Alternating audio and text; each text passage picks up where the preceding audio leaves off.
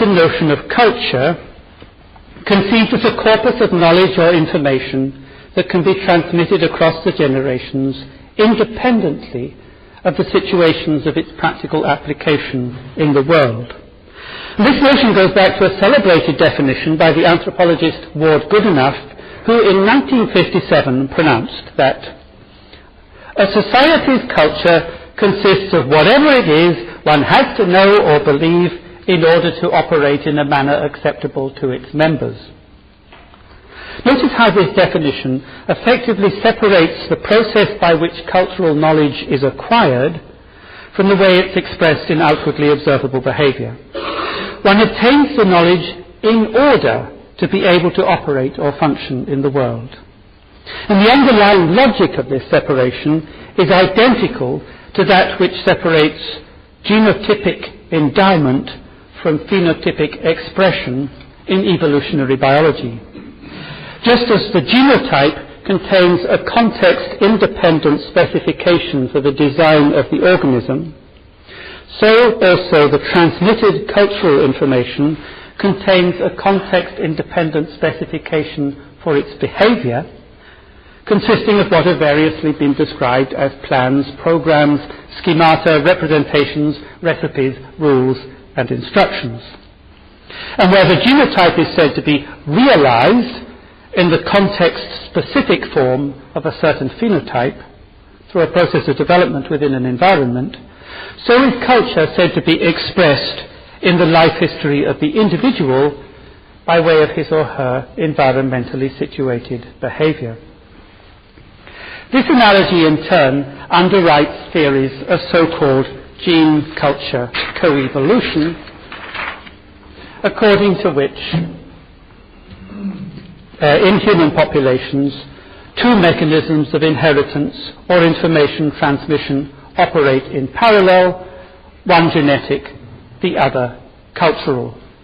So each of us receives from our predecessors one set of genes from previous generations. So here's me, I've got a set of genes that I got from previous generations will pass on. I've got a set of so-called memes, bits of culture that I've inherited from previous generations and will pass on. These together, in a certain environment, E, generate the phenotype, my own behavior here, P. So each of us receives one set of genes and another set of cultural instructions or memes, and together these pull the strings in the development of behavior. Though in recent years the concept of the meme has been vigorously promoted in the popular writings of biologist Richard Dawkins, the idea that culture consists of particles of heritable information analogous to genes is scarcely a novel one.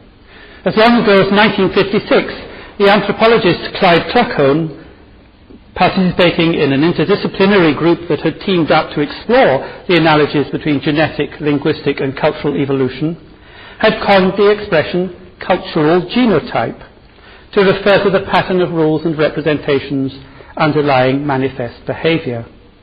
Numerous similar suggestions have been advanced since then, one of the more recent and ludicrous coming from sociobiologist E.O. Wilson and his collaborator Charles Lumsden, who christened the analogue of the gene the culture gen, even going so far as to recommend how this newfangled term ought to be pronounced. Culture gen, they say, how you're supposed to say it. So we're now in a position to sum up the relation between processes of biogenetic and cultural transmission as generally understood within the framework of the complementarity thesis. Consider a sequence of individuals linked along a line of genealogical descent. Go back to this picture here. Here's such a sequence. In each generation, the anatomical equipment of the body, together with the information processing capacities of the mind, are built to genetic specifications established through natural selection. And in each generation, the mind's capacities are filled with information from which are built the programs that put the bodily equipment to use in culturally specific ways.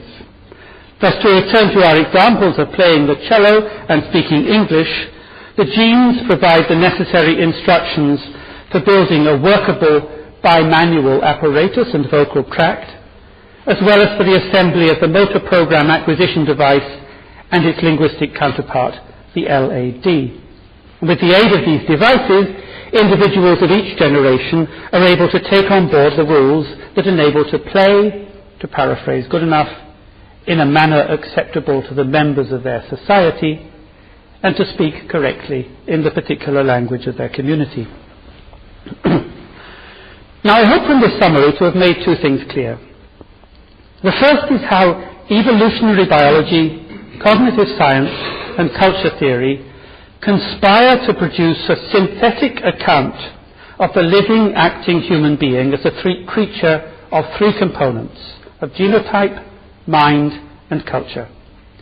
The second is that all three approaches, in biology, psychology, and anthropology, share one fundamental premise in common, namely that the bodily forms, intellectual capacities, and behavioral dispositions of human beings are specified independently and in advance of their involvement in practical contexts of environmental activity. Yet in each of the three disciplines, the dominant paradigms have come under attack, and for similar reasons.